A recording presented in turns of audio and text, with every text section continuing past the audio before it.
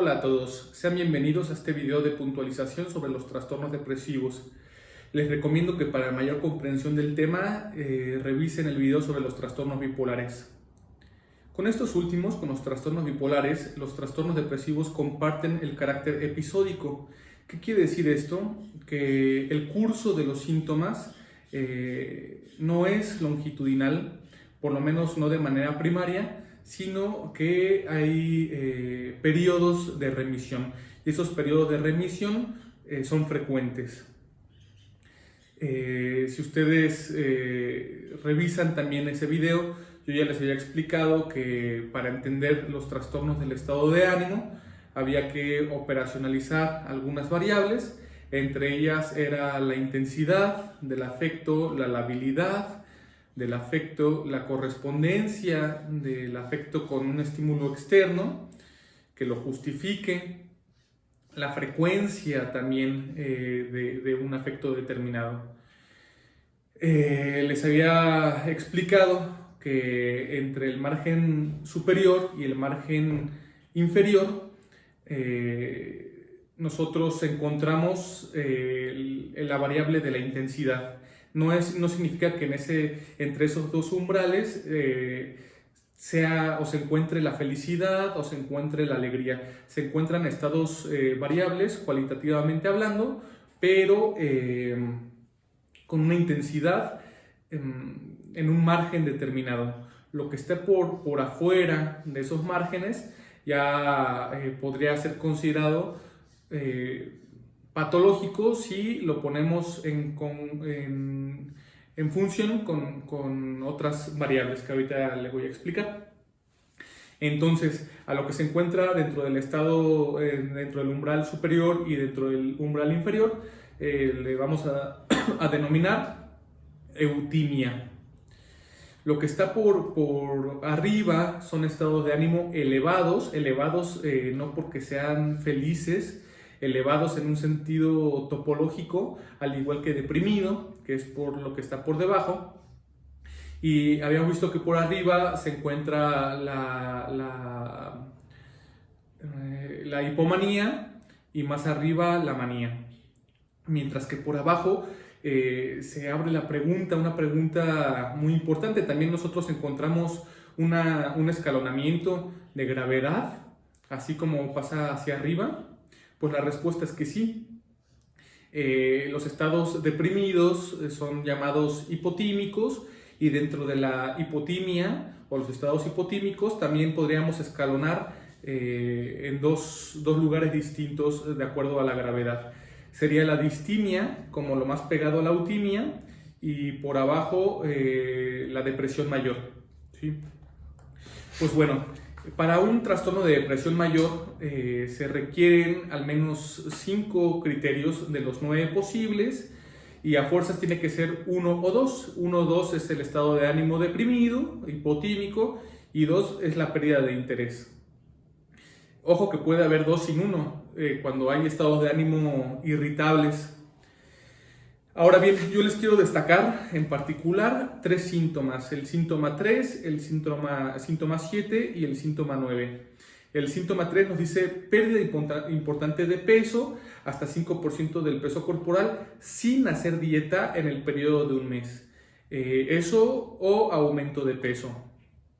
El criterio 7 nos dice sentimiento de inutilidad, y el síntoma 9 nos dice que son pensamientos de muerte que sean indeterminados o que sean ya más determinados, o incluso que lleguen ya a intentos autolíticos.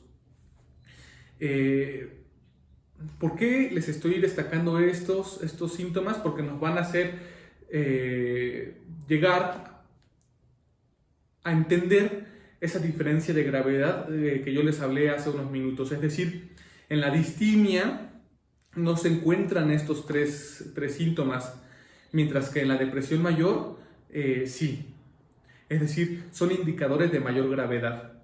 Ahora bien, otra cosa que también quiero puntualizarles es esa presentación binaria contrapuesta de los síntomas. Por ejemplo, agitación o retraso psicomotor, insomnio o hipersomnia,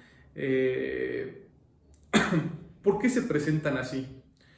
¿Son excluyentes? ¿Esa O es excluyente? No necesariamente. En una persona que tiene un trastorno depresivo mayor, tanto puede tener insomnio como puede tener hipersomnia. Por ejemplo, que en las noches no pueda dormir y que en el día se la pase dormido. Ahora bien, también puede ser que no se presenten los dos y que sí se presenten de manera excluyente. ¿Y de qué depende entonces esta variación de presentaciones clínicas? Más bien, ¿de qué depende? Yo les querría decir a qué conduce. Conduce hacia la elección de un especificador de los subtipos como con síntomas psicóticos, con ansiedad, con síntomas atípicos, con síntomas mixtos o con características psicóticas. O sea, si tienes, por ejemplo, un caso donde el síntoma 3 se encuentra en la dimensión del aumento del apetito y el aumento del peso, es probable, no es una regla, pero es probable que haya síntomas atípicos, ¿sí? Mientras que si, por ejemplo, hay agitación psicomotora, es probable que haya síntomas de ansiedad, ¿sí? Mientras que el retraso psicomotor o la disminución en la capacidad de concentración o los pensamientos de muerte y las conductas autolíticas se presenten más en las características o como características melancólicas. Acá, para los episodios de depresión mayor, se requieren al menos 14 días, es decir, una semana más que los episodios maníacos. Valdría ser la pregunta, ¿no? ¿Por qué se requieren más días? ¿Qué es lo que justifica que se requieren más días en los episodios de depresión mayor? ¿Es una cuestión de gravedad? Si lo comparamos con la manía. En fin. Si pasamos al trastorno depresivo persistente, este trastorno es nuevo en la categoría de los depresivos, en el DSM-5. Es una conjugación de dos trastornos que se encontraban en el DSM-4, el trastorno distímico, o la distimia propiamente hablando, y el trastorno depresivo crónico, creo que se llamaba. ¿Qué es lo que conjuga de estos dos trastornos? De la distimia, lo que incorpora es una menor gravedad de los síntomas, mientras que del otro trastorno incorpora la cronicidad, es decir, que a diferencia del trastorno depresivo mayor, el trastorno depresivo persistente, entre paréntesis distimia, no tiene periodos de remisión tan largos y su curso es más longitudinal. De hecho, el periodo para poder hacer el diagnóstico son al menos 2 años, 1 año si son niños, y esto es importantísimo, que las remisiones no tienen que haber durado más de 2 meses, ¿sí? Puede llegar, es decir, hay un bajón del estado de ánimo y en el punto de subida o sigue en el estado hipotímico, por ejemplo, o llega a la eutimia, pero vuelve a bajar, ¿sí? Vuelve a bajar para poder llegar otra vez a la hipotimia. Y ese pico que se encontró arriba no tuvo que haber durado más de 2 meses. ¿Por qué? ¿Qué pasa si dura más de 2 meses? Lo más seguro es que tenga que cambiar el diagnóstico hacia trastorno depresivo mayor con un especificador de gravedad leve.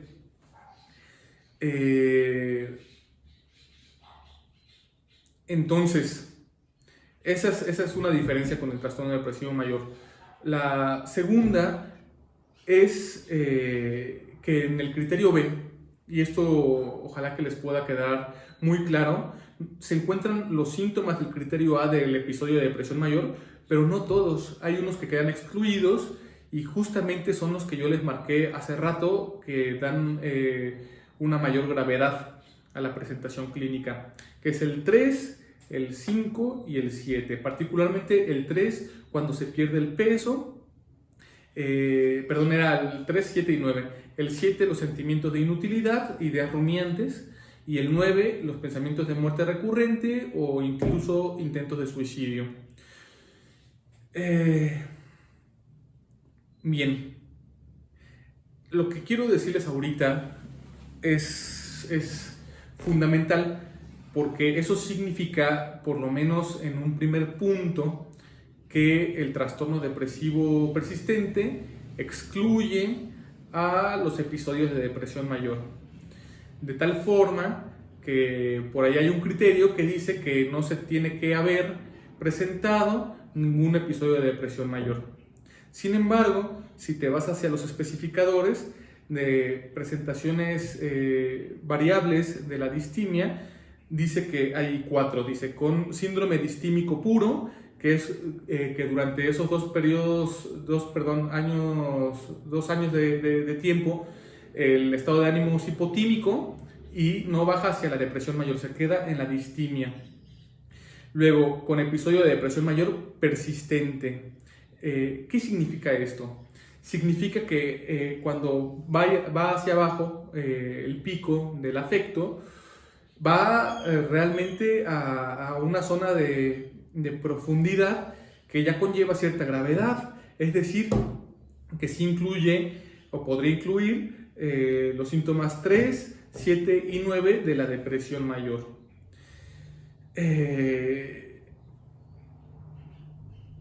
Estos trastorno depresivo persistente con episodio de depresión mayor persistente no es común. ¿Por qué?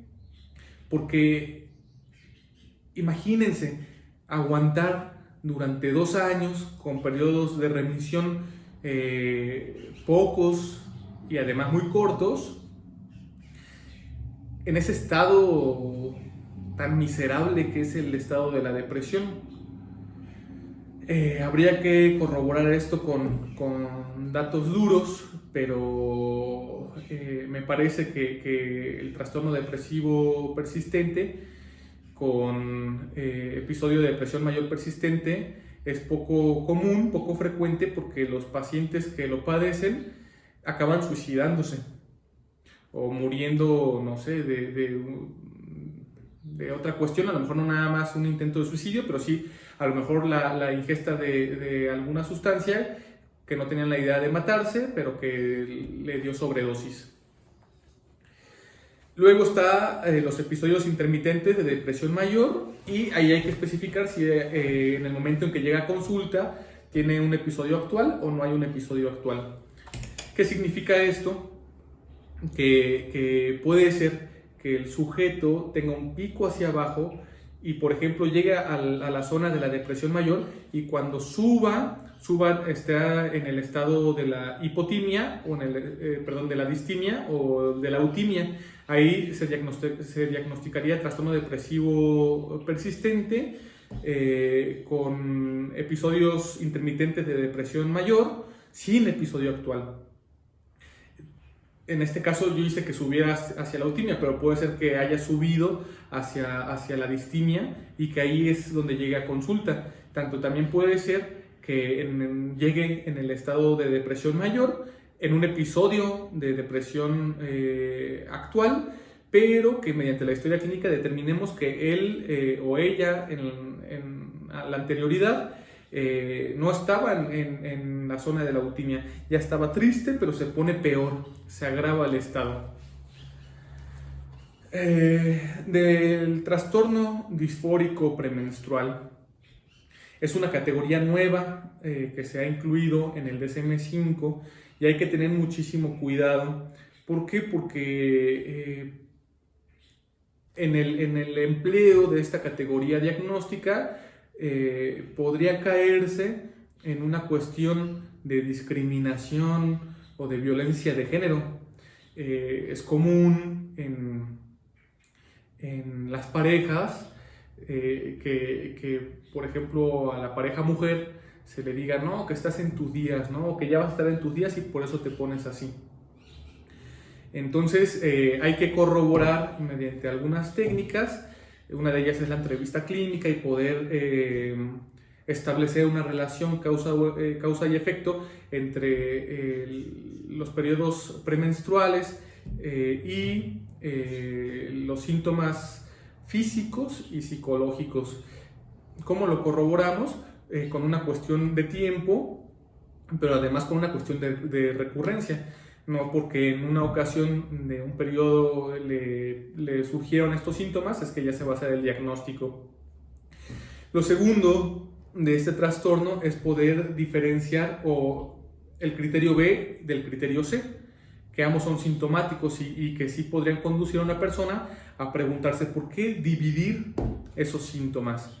Porque los síntomas del criterio C son los síntomas que componen algo que se llama el síndrome premenstrual, que en sí mismo no es un trastorno mental y que es más o menos común en el periodo premenstrual de las mujeres. Por lo tanto, el criterio B es como un añadido de síntomas psicológicos y de síntomas comportamentales que, si se añaden con el síndrome premenstrual y lo hacen durante un tiempo determinado, van a conllevar a que se pueda diagnosticar trastorno disfórico premenstrual. Por último, quise dejar este trastorno porque es, además de muy interesante, complejo en el diagnóstico diferencial. Y me refiero al trastorno de desregulación disruptiva del estado de ánimo.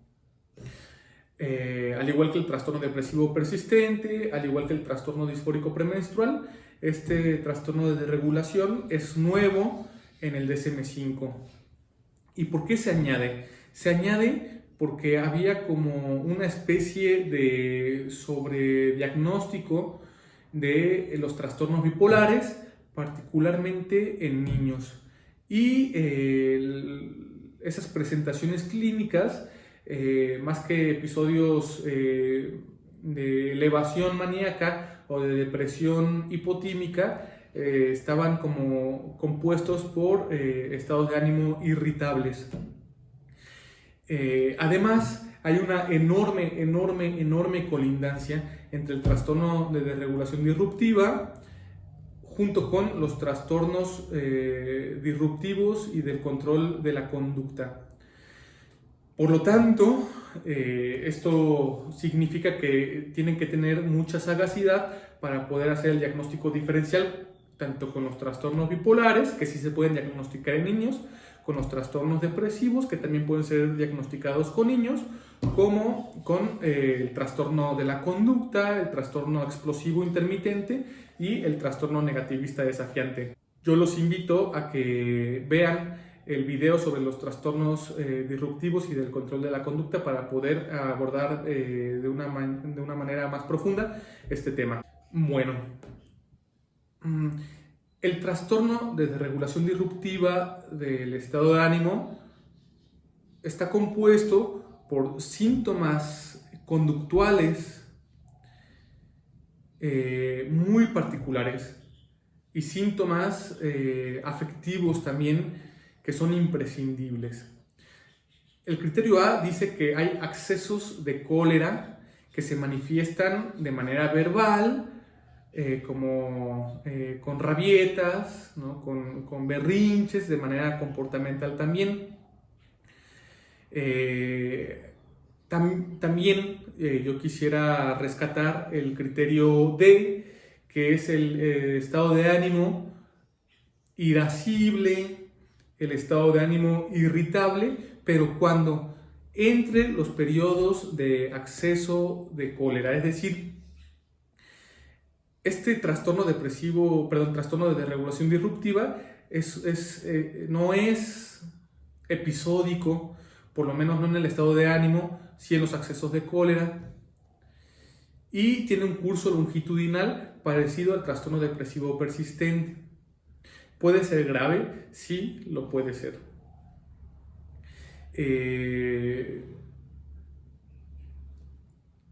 La presentación global del trastorno tiene que durar al menos 12 años, no tiene que haber periodos de remisión tampoco mayores de 2 meses. Los síntomas del criterio A, los accesos de cólera, tienen que pasar con frecuencia y mm, este diagnóstico no se puede hacer ni antes de los 6 años ni después de los 18 años. ¿Qué significa esto? Que tú puedes diagnosticar a un niño hasta los 6, 7 años, por decirles algo, y más allá de que cuando tú hagas historia clínica, determines que los síntomas estaban desde que tenía 4, desde que tenía 5, desde que tenía 3. Pero el diagnóstico se reserva hasta que tiene al menos 6 años. ¿Por qué? Porque se espera que a esa edad, a la edad en que por lo menos en nuestro país coincide con el ingreso a la educación primaria, ya el individuo cuente con cierta maduración psicológica que le permita regular su estado de ánimo. Por eso es de desregulación del estado de ánimo, y además es de una manera disruptiva. Y después de los 18 años no significa que un individuo de más de 18 años no pueda tener el trastorno de desregulación disruptiva. Es que el diagnóstico tuvo que haber aparecido antes, ¿sí? ¿Por qué? ¿Qué pasa si apareció a los 23 años y tú te das cuenta mediante la historia clínica que no estaban esos síntomas antes? Hay que ver si no es un trastorno de depresión, o hay que ver si no hay una afección médica, o hay que ver si no hay un consumo de sustancias que esté justificando estos síntomas. De mi parte es todo por este tema. Espero que esta información les sea útil.